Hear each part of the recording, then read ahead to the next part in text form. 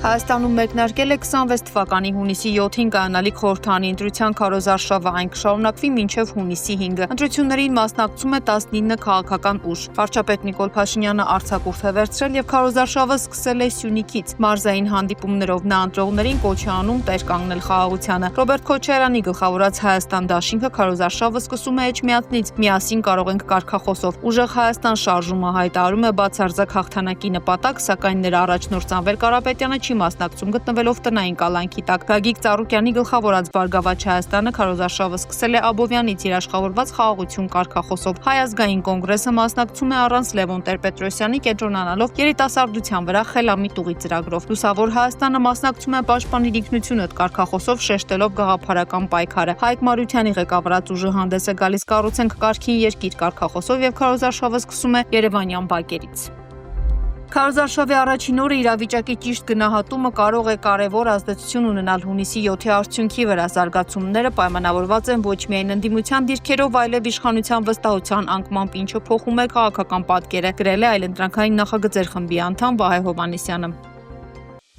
Ընդդիմության ճամբարում տեղի է ունեցել ամենաիսկական համախմբումը, որովհետև այն ոչ թե անձերի կամ պաշտոնների մասին է, այլ սկզբունքների։ Հասարակությունը սա ֆիքսել է։ Ժողովուրդը, հասարակության բոլոր շերտերը համատարած ուզում են փոփոխություններ։ Իշխանությունը խոչընդոտում է ծրագրային բանավեճը։ Հայաստանի պատմության մեջ սա առաջին անգամ է։ Բացատրությունը մեկն է՝ իշխանությունը մեծ հաշվով ասելիք չունի, ծրագրային ոչինչ առաջարկելու չունի սեփական ժողովրդին եւ ամեն ինչ անելու է դիմացիների ծրագրային գործելավոճին խոչընդոտելու համար։ Պետք է քաշվել այս ծուղակի մեջ, սпасել մոլդովական սցենարին, զգուշանալ ռումինականից։ Չի բացառվում, որ իշխանությունը դատարանների միջոցով խոչընդոտի այս կամ այն ուժի մասնակցությանը եւ ընտրությունների արդյունքում պարտվելուց հետո փորձի չեղարկել դրանք։ Հիշենք, որ նոր ազգային ժողովը իր լիազորություններն անմիջապես չի ստանձնում, ուրեմն պետք է պատրաստ լինել նման զարգացումների։ ԿՊ քարոզարշավի մեկնարկը սկսել է Սյունիքի մարզից Նիկոլ Փաշինյանն անգեղակոթում հայտարարել է, որ պետք է տեր կանգնել պետությանն ու խաղաղությանը եւ մայիսի 28-ին սյունեցիներին հրավիրել է Հանրապետության հրապարակ ցույց տալու, թե ինչ է տեղի ունեցել բանակում վերջին տարիներին։ Եվ այո, պետք է արձանագրել, որ Ղարաբաղի շարժումը ճակատագրական սխալ է եղել մեզ համար, որովհետեւ մենք շատ ենք խոսում հաղթանակից, հաղթանակած, եկեք գնանք 2018-16 թիվ եւ հաղթանակած Կորնիձոր գանք։ Հաղթանակած Կորնիձորում բարեկեցություն է եղել ժողովուրդ։ Հաղթանակած Կորնիձորում մարդիկ լավ են ապրել։ Հաղթանակած Հայաստանում մարդիկ լավ են ապրել։ Հաղթանակած Հայաստանում մարդիկ ազատ են եղել։ Հաղթանակած Հայաստանում մարդիկ ազատ կամքի արտահայտման հնարավորություն են ունեցել։ Հաղթանակ են, որ ասում են ազատագրված տարածքներ, այդ ամբողջ տարածքները չի եղել 4-5 գեներալի վերահսկողության ներքո, որտեղ իրանք ընդհանրեն էլ ինչ են անել, ցորեն են ցարել, չգիտեմ ինչ են արել։ Թալանել են։ Եվ մենք որպես պետություն եւ ժողովուրդ դրա պատասխանն ենք տվել։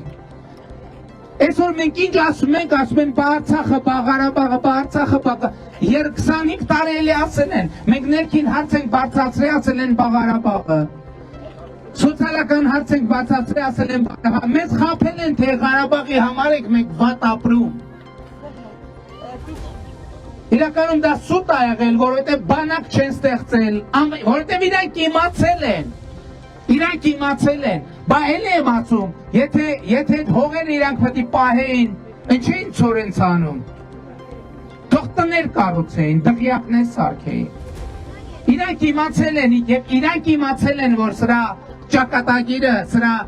սրա հետևանքը ծանր ալնելու։ Եվ մենք այո առերեսվել ենք այդ հետևանքի հետ, եւ մենք ճանաչել ենք այդ հետևանքը։ Եվ մենք կանգնել ենք, ասել ենք ժողովուրդ, մենք սխալ ճանապարհով ենք գնում, պետք է փոխենք մեր ճանապարհը։ Բարգավաճ Հայաստանը հայտնել է, որ Արարատի մարզում այցելել են մի շարք համայնքներ՝ Նոյակերտ, Ավշար, Արարատ, Սուրենավան, Այգևան եւ Ոսկետապ։ Հանդիպումները եղել են անմիջական մթնոլորտում, որտեղ բնակիչների հետ քննարկվել են նրանց հուզող խնդիրները։ Վրաստանը քանի տարի առաջ հրաժարվեց Ռուսաստանից, նորից 2 տարի է, որ ուզում է մտնի Ռուսաստան։ Իրենց բորժոմին, մանդարինը դա Եվրոպային պետք է։ Ժողովուրդ ջան, մենք 1000 տարվա պատմություն ենք Ռուսաստանի հետ, շուկային էլ ենք ծանոթ, մոտ 3 միլիոն հայ բնակվում է Ռուսաստանում, գնում են խոպան, գումարներն ուղարկում են։ Տարեկան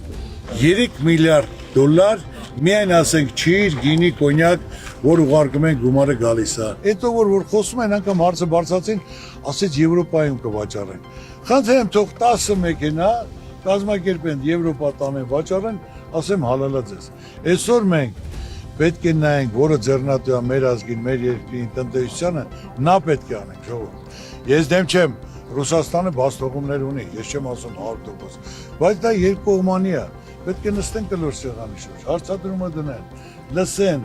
ասեն, ոնց կարա լինի, ոնց պետք է լինի։ Մենք այսօր սովորենք, գիտենք, ընկերություններ, շրջապատներ, շուկաներ։ Ես այսօր կարամ ասեմ բարձրաձայն, եթե որոշում կայացվեց Ռուսաստանից հրաժարվեցինք, 1 տարվա ընթացքում լինել է ոնց որ Արցախը եղավ։ Հիշում եք 20 թվականին ասեցի, որ Արցախը կորցնել ենք 4 ամիս հետո։ Հունիս, հուլիս, օգոստոս, սեպտեմբեր։ Հիմա էլ ասում եմ բոլորին, եթե Ռուսաստանից մենք հրաժարվեցինք, իմացեք մի տարի հետո դառնալու Արցախ։ Ասում են Թուրքիայի ճանապարհը բացենք, ոնց էս նայում։ Ասում եմ շատ լավ եմ նայում, թող բացեն, բայց մենք պետք է ի վիճակի լինենք մրցակցության։ Եթե բացեն, մենք ոչ մի բան չունենք մրցելու։ Նրանք իրենց գյուղատնտեսությանը 70% դոտացիա են տալի։ Հյուրանոցներին 50% են տալի։ Մեզ մոտ հակառակը Սիլիտրան երրակի քառակի սալար կենտանք գյուղացին ոնց մրցի։ Մտան սաղ շուկան գրավել են, սաղ վերցնել են, ստաց արտադրությունը ստաց փոքր միջին բիզնես է։ Ազգային ժողովի մոտ տեղի է ունեցել ուժեղ Հայաստան դաշինքի անդամների մամուլի ասուլիսը, որով տրվել է դաշինքի նախընտրական քարոզարշավի պաշտոնական մեկնարկը։ Ճեպազրույցի ընթացքում ուժեղ Հայաստան կուսակցության խորհրդի անդամ Նարեկ Կարապետյանը խոսել է երկրում փոփոխությունների սուր անհրաժեշտության մասին։ Ասուլիսն ավարտելուց հետո մեկնարկել է իրազեկման քայլեր, թե ըստ Նարեկ Կարապետյանի մի տեղ են զիջում ԿՊ-ին բառամթերքով։ Ամեն օր նոր վիրավորանք, ամեն օր մի նոր սանդղակ են խփում բարձրանում ու դրա հիմնադիրը հենց այսօրվա վարչապետն է ու մեր ժողովրդի դեռ մի միամիտ հատվածը շարունակում է հավատալ այդ մարդը այսինքն դուք ճիշտ եք համարում Հայաստանի վարչապետի կողմից ես էլ ձեզ եմ հարցնում ճիշտ եք համարում մարդկանց ձեր ներկայությամբ անգամ չեմ կարող ասել ինչ բառապաշար օգտագործել մարդկանց հասցեին Երբ որ մեր երկրի ղեկավարը մեր սրբազան հայրերի հասցեին վերջի բառներ օգտագործում, դուք իրան հարցրել եք։ Պարոն Կարապետյան, իսկ դուք երեք Նիկոլ Փաշինյանը ձեր լրատվամիջոցը հարցրել է։ Պարոն Կարապետյան, երեք Նիկոլ Փաշինյանը ասուլիսից հետո հայտարարեց, որ դատական հայց է ներկայացնելու Սամվել Կարապետյանի դեմ այդ սնկերի վերաբերյալ այդ Ինչն է հարցը, ասում եք չի կերել թե որն է խնդիրը։ Գիտեմ, դուք պետք է իմանաք այդ խոսույթը ձեր եւ Նիկոլ Փաշինյանի։ Ինչից, որ սունկ է կերել, թե որ չի կերել այդ սունկը։ Ասում է դատական հայց է ներկայացնելու, որ մնացածը չեմ ուզում գտնել։ Այսինքն սունկ չի կերել։ Պետք է ուսումնասիրենք, կերել է թե չէ, դատարանը թող ուսումնասիրի։ Կարծեմ, ինձ թվում է ցանկալի կլինի բաց դատ լինի, որ դատարանը ուսումնասիրի, սունկ կերել է թե չէ, 1 տոննա թե ինչքան է կերել եւ որ պահերին է կերած եղել սունկ։ Օրինակ Facebook որ մտնում ես, մտածում ես, մոտապես գուշակում ես, կարող է հուսով եմ դա սունկն է, այսպես ասեմ։ Եթե այսպես է մեկնարկել այս խոսույթը, ավարտը ո՞նց է։ Տեսեք, այս ամեն ինչը մեր ժողովրդի համար առաջնային կարևորությունը ուրիշ բան է։ Կարապետյանի խոսույթի մեջ առաջնային բանը, որ երկրին պետք է մարդիկ պետք է իրենց տանը, իրենց գրպանի վրա, իրենց երեխաների կյանքի որակի վրա տարբերությունը զգան։ Միասնության թևեր կուսակցությունը քարոզարշավը սկսել է Գոշավանքից, ըստ Թաթոյանի դա պատահական ընտրություն չի, այստեղ է ապրել եւ ստեղծագործել Մխիթար Գոշամարտ, ով դարեր առաջ խոսում էր արդարության, օրենքի եւ մարդու արժանապատվության մասին, այն արժեքների, որոնց կարիքը Հայաստանը ունի նաեւ այսօր։ Տեսեք ինչ է դարձնում, նորից էլի վանդակ է փորձում գծել, քառակուսի, դնել մեզ դրա մեջ, կամ ընտրություն անել արևմուտքի, կամ ընտրություն անել Ռուսաստանի միջև։ Մինչդեռ մենք պետք է մտածենք առաջինը Հայաստանի մասին։ Այդքան մեզ եթե պարտադրում են ընտրել այս արտաքին ուժի այն արտաքին Հայաստանը, Հայաստանի շահերը, մենք չպետք է երբեք տուրք տանք դրանք եւ գիտեք անընդհատ նայենք թե այս արտաքին ուժը, այս ուժի, այս քաղաքական կուսակցության հետևը, այսինչ արտաքին ուժն է, չգիտեմ Ռուսաստանը ուզում է իր մարդը լինի, այն մեկները Բրյուսել ունի իրենց նախընտրությունները եւ այլն։ Սա է շատ կարեւոր, որ մենք պետք է գնանք դրա հետևից եւ իսկապես վերականգնենք մարդկանց հավատը, հույսը, դու չտանք որպեսի